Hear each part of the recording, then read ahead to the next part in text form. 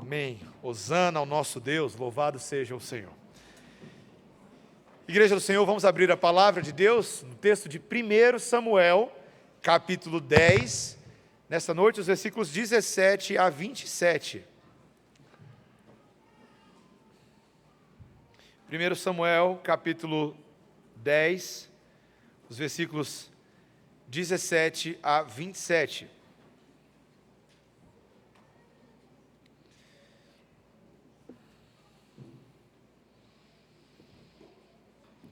Continuamos nesse arco da história que trabalha a instituição da monarquia em Israel, esse momento em que nós vemos o início da jornada dos reis e da caminhada do povo de Israel debaixo dos reis. E Saul é o primeiro que nós estamos estudando, depois virá Davi, Salomão e tantos outros, mas neste momento o Senhor já está nos ensinando muito a partir do início dessa história, dessa saga monárquica. E eu peço aos irmãos que ouçam com atenção a leitura do versículo 17 ao 27, que diz assim: Convocou Samuel o povo ao Senhor em Mispa e disse aos filhos de Israel: Assim diz o Senhor, Deus de Israel: Fiz subir a Israel do Egito e livrei-vos das mãos dos egípcios e das mãos de todos os reinos que vos oprimiam. Mas vós rejeitastes hoje a vosso Deus, que vos livrou de todos os vossos males e trabalhos, e lhe dissestes: Não, mas constitui um rei sobre nós. Agora, pois, ponde-vos perante o Senhor pelas vossas tribos e pelos vossos grupos de milhares. Tendo Samuel feito chegar todas as tribos, foi indicada por sorte a de Benjamim. Tendo feito chegar a tribo de Benjamim pelas suas famílias, foi indicada a família de Matri, e dela foi indicado Saul, filho de Quis. Mas quando o procuraram, não podia ser encontrado. Então tornaram a perguntar ao Senhor se aquele homem viera ali. Respondeu o Senhor: Está aí, escondido entre a bagagem. Correram e o tomaram dali. Estando ele no meio do povo, era o mais alto e sobressaía de todo o povo do ombro para cima. Então disse Samuel a todo o povo: Vedes a quem o Senhor escolheu? Pois em todo o povo não há nenhum semelhante a ele. Então todo o povo rompeu em gritos, exclamando: Viva o rei! Declarou Samuel ao povo o direito do reino, escreveu num livro e o pôs perante o Senhor. Então despediu Samuel todo o povo, cada um para a sua casa. Também Saul se foi para a sua casa, a Gibeá, e foi com ele uma tropa de homens cujo coração Deus tocara. Mas os filhos de Belial disseram: Como poderá este homem salvar-nos? E o desprezaram, e não lhe trouxeram presentes. Porém Saul se fez de surdo. Essa é a palavra do Senhor. Abaixe a sua cabeça, mais uma vez, vamos orar? Ó Senhor, tua palavra é importantíssima para nós. Não há nada que se compare à tua voz, Senhor. E nós estamos aqui para ouvi-la, para compreendê-la. Nós imploramos que o teu Espírito Santo seja capaz de operar de tal maneira dentro dos nossos corações que nós não fiquemos resistentes à tua voz, como esse povo de Israel foi. Pelo contrário, Senhor, amolece o nosso coração e aviva a tua obra dentro de nós. Dá-nos ouvidos para ouvir a tua vontade e obedecer por fé ao mandato de Cristo, em nome de Jesus. Amém. Crianças, vocês podem fazer um desenho que são vocês brincando de pique-esconde com os amigos de vocês, né? Então vocês vão desenhar várias crianças brincando de pique-esconde. Aí vocês podem colocar as crianças escondidas atrás, assim, uma criança escondida atrás de uma parede, outra criança escondida debaixo de uma mesa ou de uma cama. Sejam criativos, tá? E pique-esconde, e uma dessas crianças pode ser você está procurando os seus amigos, tá bom? Esse pique-esconde tem tudo a ver com esse texto de hoje que a gente vai explorar juntos. Irmãos, às vezes a gente imagina que os grandes líderes, os homens e as mulheres que Deus usa, sempre foram as pessoas mais seguras, as pessoas mais autoconfiantes desde o início. Mas a história da igreja muitas vezes mostra o contrário disso. O tal do Charles Spurgeon, sabe? Aquele batista bem presbiteriano que a gente gosta dele. Ele era um grande pregador no século XIX, de fato foi, mas a biografia do Spurgeon mostra que lá no início da caminhada dele, quando ele foi pregar pela primeira vez na Park Street Chapel, aquela igreja lá em Londres, com centenas de pessoas, ele tinha só 19 anos de idade, a primeira vez que ele foi pregar. E sabe o que aconteceu, crianças? a biografia diz que naquele domingo ele estava morrendo de medo, ele teve dor de barriga, ele ficou preocupado.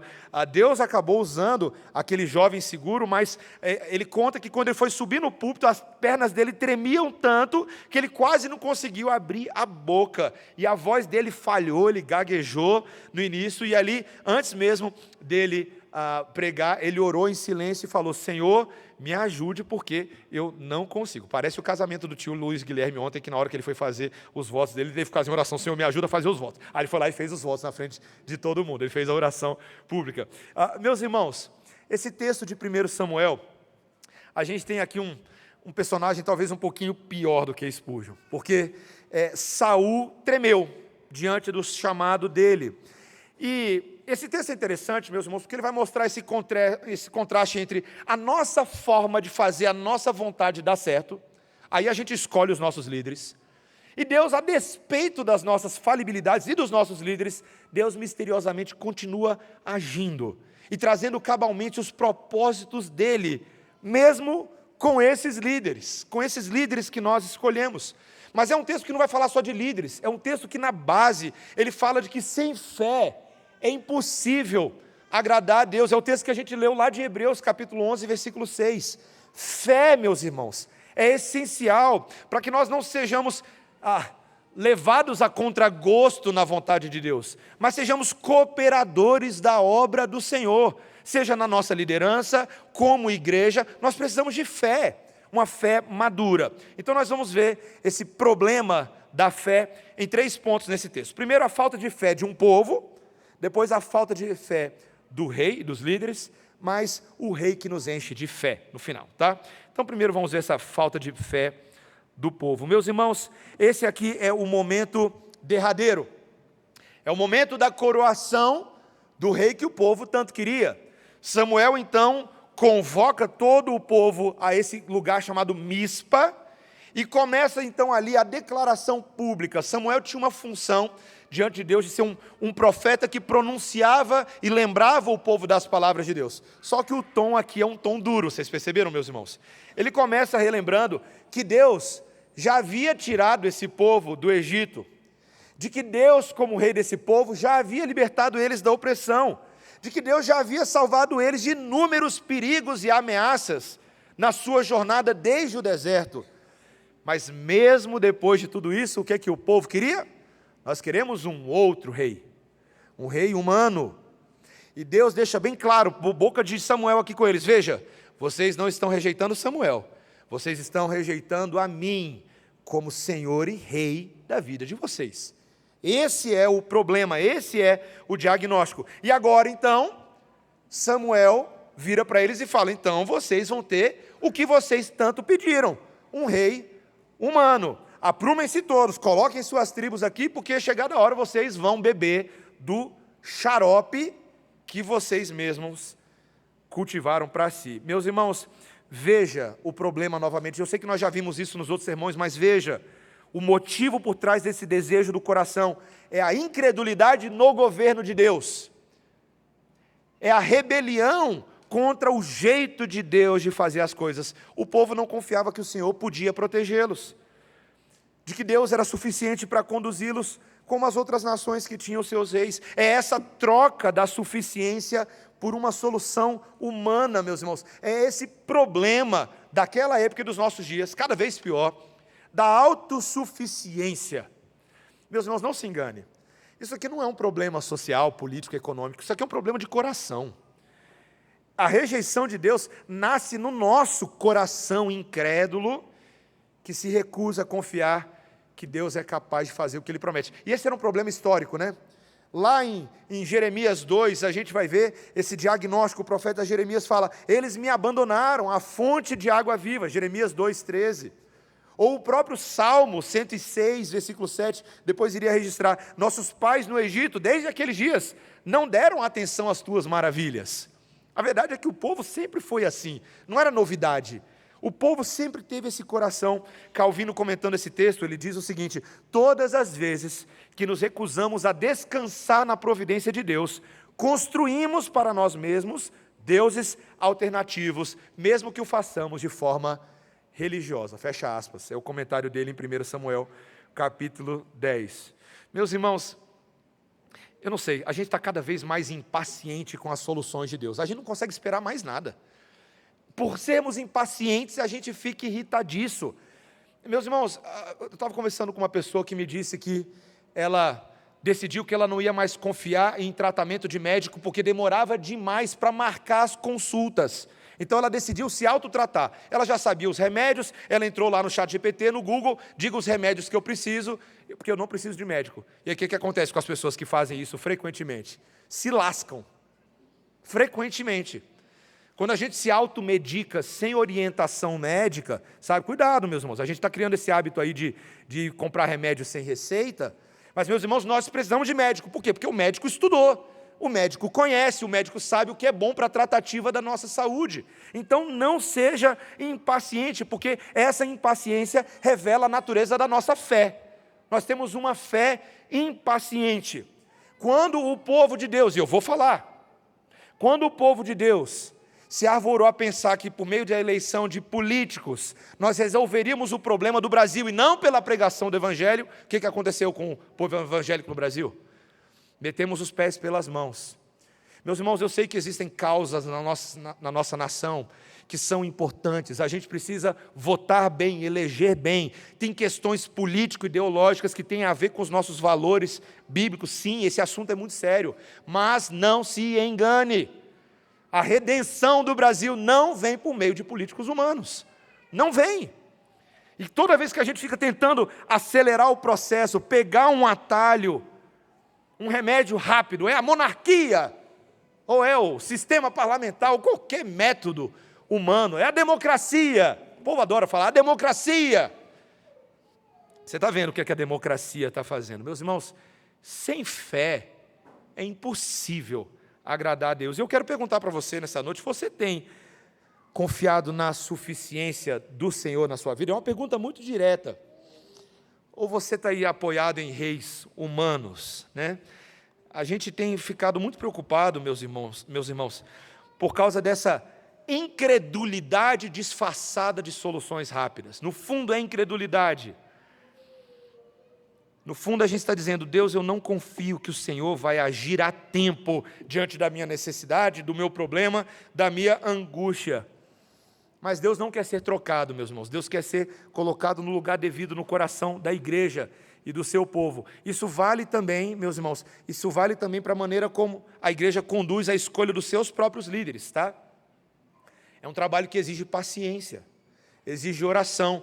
Líderes, para serem aptos para conduzir o rebanho de Deus, precisam ser descobertos e forjados. A gente vai ter, em breve, a organização da nossa congregação videira em igreja, no fim desse ano. E com isso virá um processo também de eleição de novos oficiais para a Igreja Presbiteriana Redenção, para a Igreja Presbiteriana Videira. Esse é um processo que exige paciência da igreja, exige oração.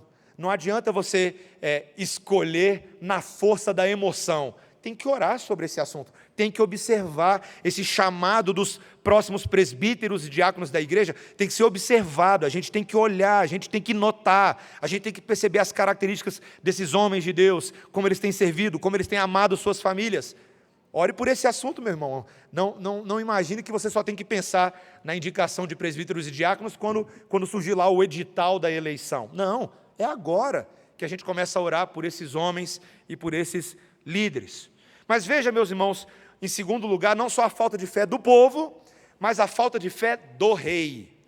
Porque aqui agora, o texto vai dizer para a gente que Samuel vai fazer então um processo de eleição por meio de lançar sortes, né? Provavelmente aqui de consultar o Urim e o Tumim, lembra aquelas pedrinhas que ficavam no colete do sacerdote? Aquelas pedrinhas eram utilizadas para descobrir a vontade de Deus, mas era um processo de lançar sortes e confiar de que Deus seria soberano. Agora, é estranho, né, meus irmãos?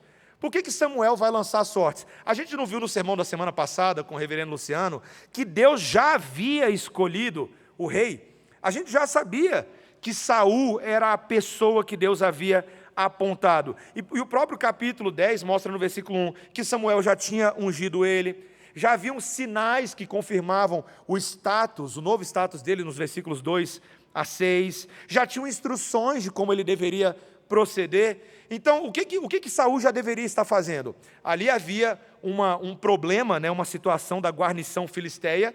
Então, lá no versículo 5, Saul deveria ter atacado aquela guarnição filisteia e, com isso, ter dado mostras públicas de que ele era um homem escolhido por Deus. Esse é o problema, meus irmãos. Saul não fez o que era esperado dele, ele ficou quietinho, fingindo que não era com ele. Mas Deus ia caçar ele, né? Então, as sortes foram lançadas e aí começa um processo de escrutínio aqui. Foi escolhido a tribo de Benjamim, beleza. E agora qual vai ser a família? É a família de Matri. E na família de Matri tinha um homem chamado Quis. E o seu filho era Saul. E as sortes caíram sobre ele. Meus irmãos, a ironia, só na língua portuguesa funciona, que apesar de Saul ser filho de Quis, ele não quis ser rei. E, meus irmãos, a cena é tão irônica. Meus irmãos, eu não sei vocês, de vez em quando eu estou lendo a Bíblia, e eu me deparo com algumas coisas, eu dou gargalhada diante das cenas que aparecem na Bíblia. Porque o povo falou, cadê Saul? Saul? Cadê o filho de Quis? E, meus irmãos, eles não acham o homem. Ele está desaparecido. Crianças, ele sumiu. E aí o povo foi lá orar para Deus, para verificar se Deus não estava enganado. Senhor, tem certeza que esse homem está aqui com a gente? E Deus aponta o dedinho dele na resposta através de Samuel e fala assim, dá uma olhada no meio das bagagens que ele está lá. Deus dedurou Saul. Meus irmãos, o rei estava escondido no meio das malas. E lá vai o povo, vem cá rapaz, arranca ele à força, traz ele para cá. Meus irmãos, esse texto conta tanto da situação espiritual que Israel se encontrava. Porque, veja, por um lado, meus irmãos, você poderia dizer, talvez isso é um traço de humildade, né? Que bom, talvez Saul é um homem humilde. Ele não é um homem que está buscando glória para si, holofotes, né? Não eu, mas né, que o Senhor cresça e eu diminua, alguma coisa meio João Batista, né? Mas, meus irmãos, não é exatamente isso que está acontecendo.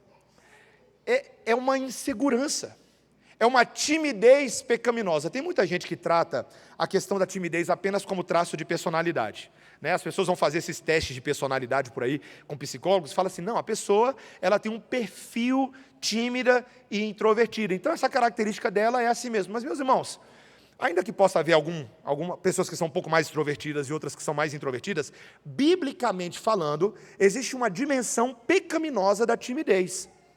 É aquela pessoa que por falta de fé, na capacitação e nas promessas de Deus, se esquiva da responsabilidade que Deus está dando a ela. Saul já sabia, meus irmãos. Ele já sabia antes do povo. E mesmo assim, a hesitação de Saul, como o Dale Ralph Davis fala no comentário dele, é menos sobre a modéstia e mais sobre a incredulidade funcional. Deus havia dado a ele tudo o que ele precisava. Ungiu, capacitou, botou Samuel do lado dele, mas ainda assim ele não confiava em Deus. Um rei perdido antes mesmo de começar.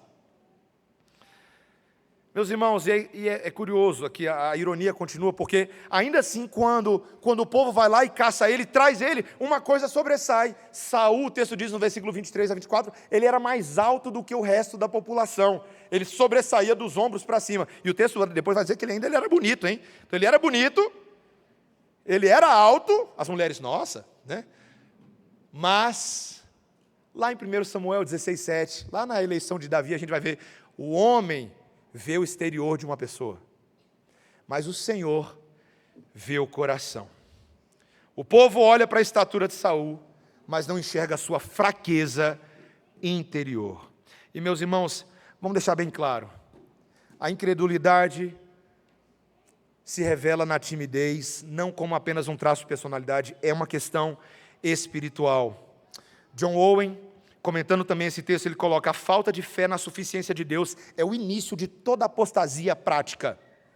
Reverendo Augusto Nicodemos escreveu um livro chamado O Ateu Prático, e ele comenta: existe uma apostasia prática na vida de muitos crentes. São crentes, dizem crer em Deus, mas são tímidos diante das vocações que Deus colocou na vida deles. Meus irmãos, todos nós crentes, e aqui eu não vou tentar dar uma de bonzão não, tá?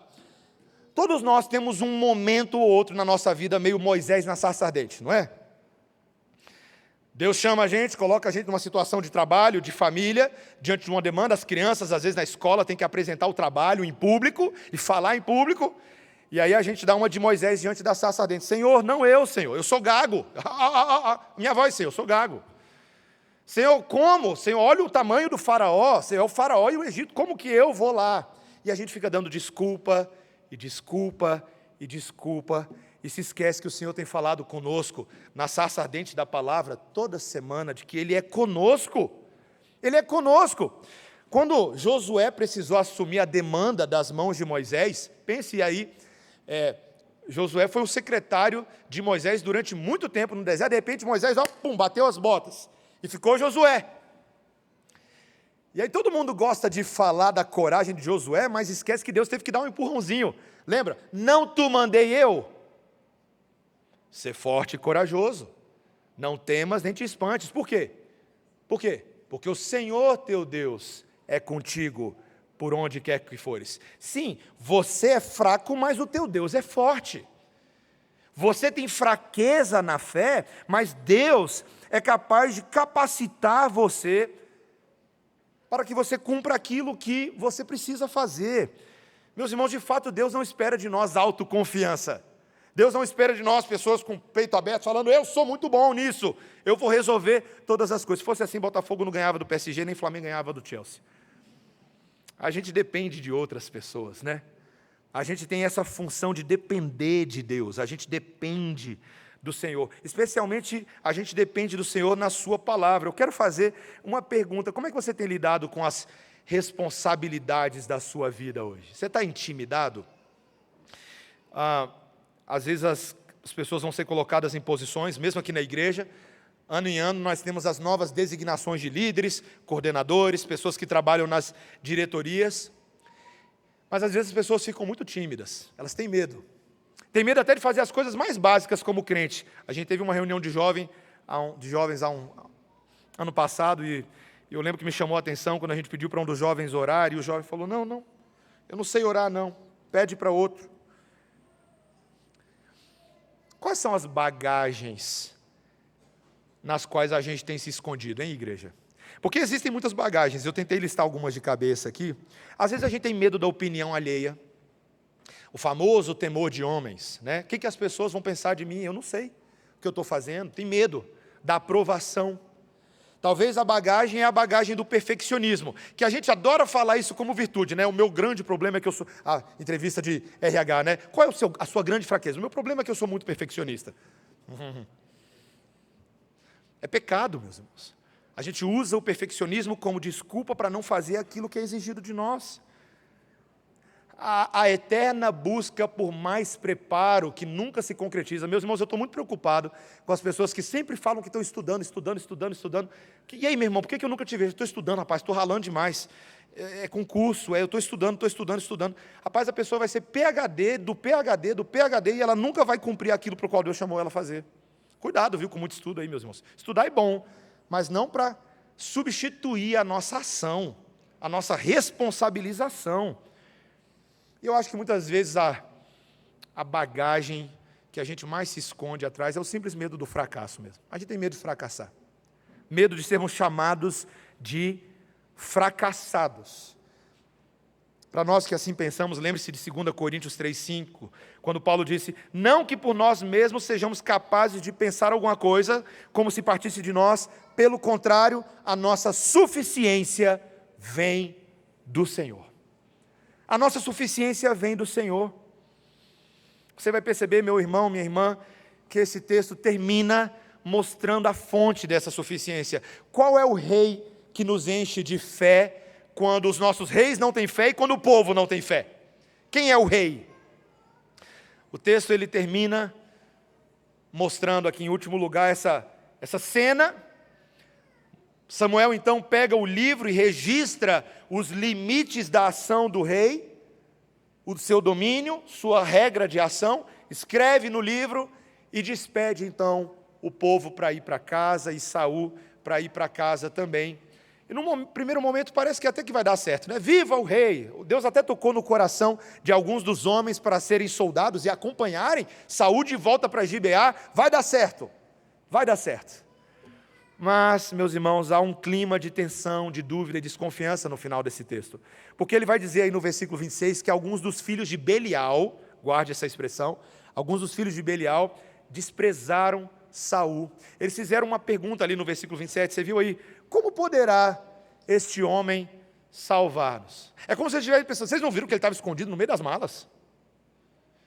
Esse é o homem que vai nos liderar diante dos nossos inimigos?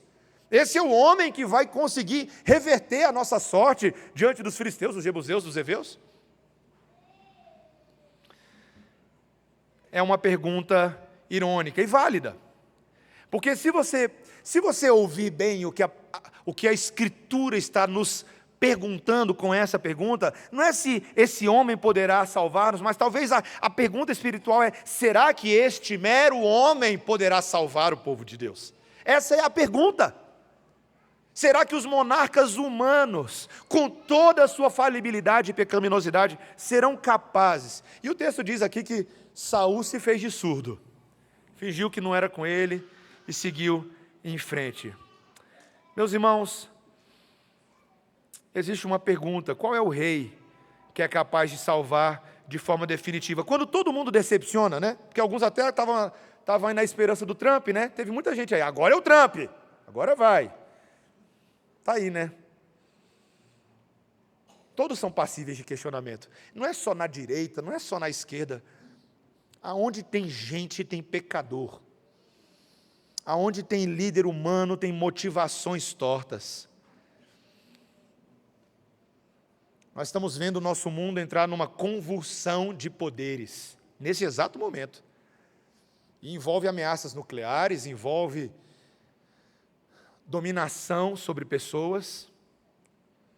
Às vezes eu tenho a impressão de que os poderosos ficam brincando de dadinhos com a vida das pessoas, sabe? Você não tem essa sensação, não? A gente elege eles, coloca eles lá na frente. E quando a gente precisa deles, o que eles fazem? Se escondem atrás da bagagem, não respondem à altura da expectativa do povo e nem conseguiriam, não conseguiriam. Veja, meus irmãos, que o texto realmente está preparando esse povo para um outro rei. Eu sei que num primeiro momento esse outro rei melhor vai ser Davi, e também teremos Salomão, mas eles mesmos seriam incapazes de sustentar a proteção e o cuidado e o zelo pela vida dessas ovelhas. O texto diz para a gente que esses homens desprezaram tanto que nem trouxeram presentes para Saul. Era típico que as pessoas trouxessem presentes ao rei. Rei, nós vamos honrá-lo com os nossos presentes. Esses homens não presentearam. Meus irmãos, eu fico pensando esse contraste entre Saul e Jesus. Jesus veio ao mundo com a missão de governar. O profeta celestial veio para ser o rei que esse povo não tinha. A missão de enfrentar o pecado, de enfrentar o mundo, de enfrentar o diabo. E é interessante, meus irmãos, porque diferente dessa indiferença que Saul recebeu dos seus compatriotas, Jesus já começou a vida dele recebendo presentes, né? Ouro, incenso, mirra. Talvez você pense, nossa, que bom. Mas se você souber o significado de alguns desses elementos, aí você vai saber, por exemplo, que a mirra, conquanto fosse um item precioso, ela também era um elemento que era utilizado no sepultamento das pessoas. Jesus, posteriormente, na vida dele, receberia outros presentes que nenhum de nós gostaria de receber como rei. Já imaginou você ser o rei do seu povo, mas você receber de presente 39 chibatadas mais uma? Está aqui o nosso presente para você, rei dos judeus, uma coroa de espinhos. Olha o nosso presente, as nossas palavras serão zombaria e escárnio. O rei Jesus recebeu o mais alto nível de desprezo que alguém poderia receber nesse mundo.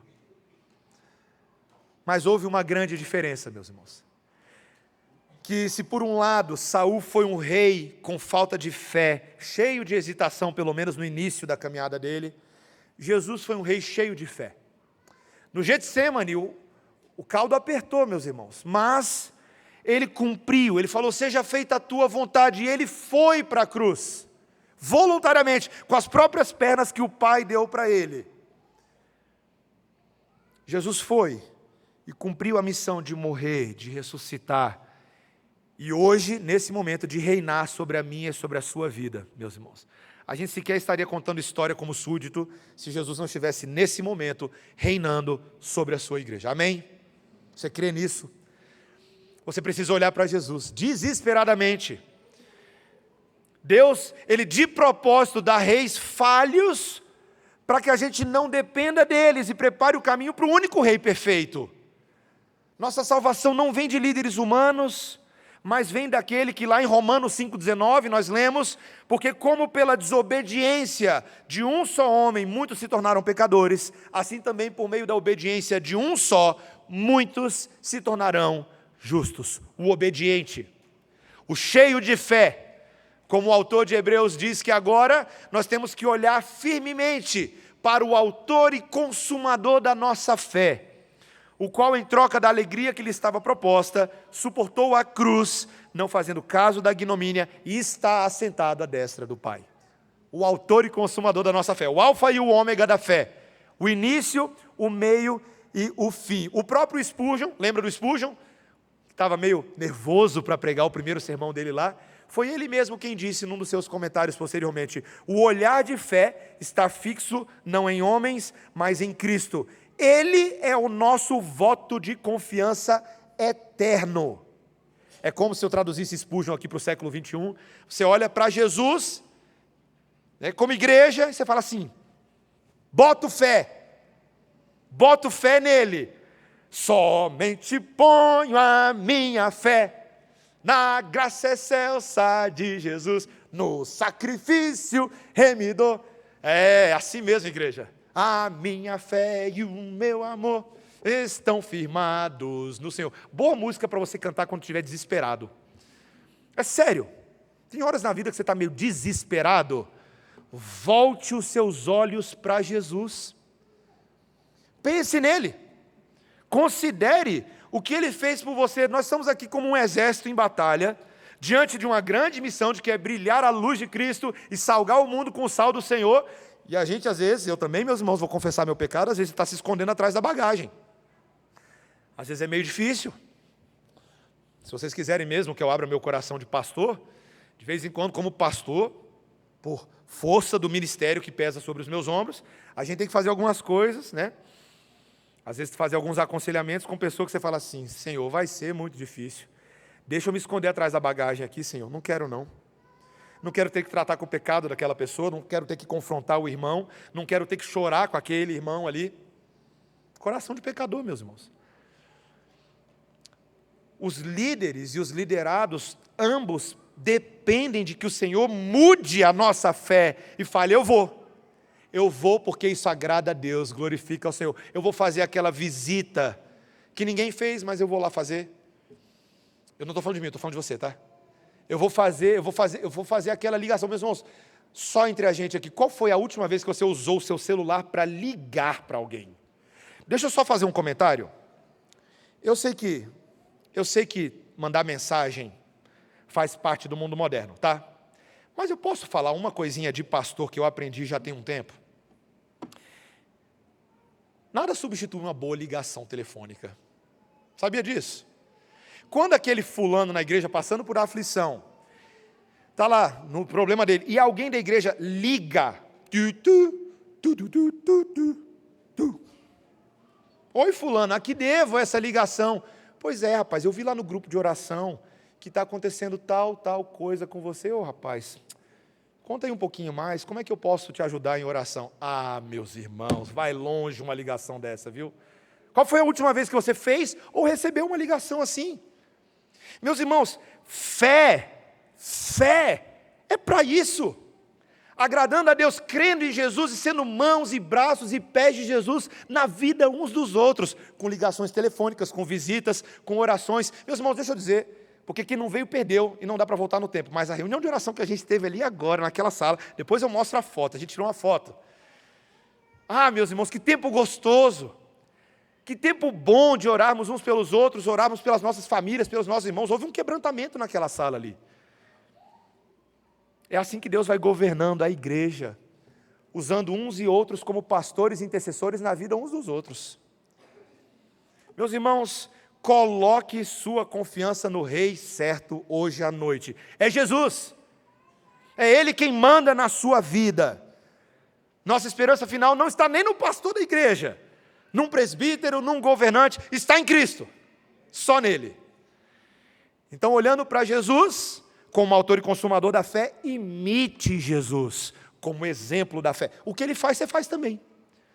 A forma como ele hospitaliza as pessoas no coração, você também faz. A maneira como ele se compadece, você se compadece. Meus irmãos, quanto aos líderes humanos, e aqui caminhando para o final do sermão, lembre-se de uma coisa, e eu posso dizer isso com muita tranquilidade, em nome dos meus amigos presbíteros e diáconos. Meus irmãos, muitas vezes nós, presbíteros e diáconos, somos como Saul. Não vamos dar volta, não. De vez em quando a gente tem medo. A gente tem medo. A gente falha. E é muito importante, meu irmão, minha irmã, que você não somente espere a perfeição dos seus líderes. Ore por esses homens. Deixa eu dizer uma coisinha para vocês aqui, tá? Que eles não vão contar isso, então eu conto, tá? Eles têm família também.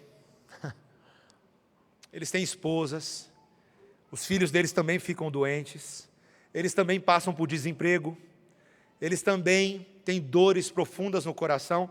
E às vezes eles têm que lidar com tudo isso e continuar na missão de pastorear um rebanho de 1.150 ovelhas, que é a redenção mais a videira. 1.150 ovelhas. Lembre de orar pelos seus presbíteros mesmo. E não só ore, quando você passar pelo presbítero, em vez de exigir dele aquela visita, aquela coisa que ele tinha que fazer, fala assim, meu presbítero, bate no ombro dele assim, meu diácono, como é que você está? Vamos tomar um café essa semana, porque não é você que vai orar por mim, é eu que vou orar por você. Amém? Amém, meus irmãos? Faz isso mesmo. Marca uma visita para o seu presbítero, ou marca uma visita para o seu diácono, porque você vai orar por ele. Eles precisam, meus irmãos. Às vezes tem lágrimas muito ocultas e temores muito ocultos que eles não têm como compartilhar com toda a igreja, porque é uma situação às vezes delicada, como líder. Lembre-se de orar por eles. Ore e seja paciente com as limitações dos seus regentes, dos seus docentes e diáconos. E por fim, meus irmãos, eu termino pedindo que você continue refletindo sobre a sua própria postura. A sua própria postura. Deus não quer brincar de pique-esconde com a gente. Não é legal essa ideia de só vir para servir a Deus quando Ele caça a gente. Não.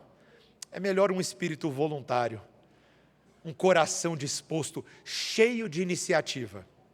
Olhe para a sua igreja, nesse momento, pela fé, e em vez de brincar de pique-esconde com seus irmãos, pense da seguinte forma. Em vez de exigir, em vez de exigir muito, pense assim, o que eu, como crente, posso fazer para abençoar a vida dessa igreja? Aqui eu não estou falando só das escalas de trabalho, não. Eu estou pedindo para você ter um olhar sensível para os seus irmãos. E fale assim, como que eu posso abençoar fulano de tal? Outro dia eu passei e vi uma mãe e um pai que estavam tendo muita dificuldade com o filhinho deles na escola dominical. Como é que eu posso abençoar essa família? Será que eu posso chegar com uma palavra de encorajamento para eles, em vez só de criticar? Será que eu posso encorajá-los? Será que eu posso? Tem alguma área da vida da igreja que eu vejo uma lacuna? Então eu vou virar para o presbítero, para o diácono e falar, ó Senhor, eu percebi que tem uma coisa que eu posso fazer ali para abençoar. Meus irmãos, em vez de brincar de pique-esconde, dê a cara a tapa. Dê a cara a tapa. Seja como Jesus, que deu o seu corpo por mim e por você e ressuscitou para nos dar a vida eterna. Amém? Baixa a sua cabeça, vamos orar nesse momento. Senhor Deus, o povo não teve fé, Saul não teve fé, nós não teríamos fé, mas Jesus teve muita fé em nosso lugar. Obrigado, Senhor, pela graça de Deus que apontou para nós um rei que seria perfeito na fé e na obediência, e o nome dele é Jesus, o Cristo de Nazaré. E é por isso que a nossa resposta hoje, Senhor, pode ser, nós botamos fé, nós colocamos a nossa fé naquele que os nossos olhos contemplam, o autor e o consumador da nossa existência, Senhor. Obrigado, Senhor, porque pela fé nós podemos nos lembrar que, se por um lado, sem fé é impossível agradar a Deus, por outro lado, nos lembramos que é necessário que aquele que se aproxima de Deus creia que Deus existe e que Ele se torna o galardoador dos que o buscam. Obrigado, Senhor, porque a nossa pequeniníssima fé em Cristo pode se tornar útil e recompensável. Obrigado porque sabemos nessa noite que o Senhor existe, que o Senhor nos ama e que o Senhor nos habilita como sacerdotes e reis do Senhor para servi-lo. Abençoa a tua igreja, Senhor. Nos ajuda a entender a tua missão e cumprir o teu chamado. Em nome de Jesus. Amém. Amém. Igreja, vamos ficar de pé?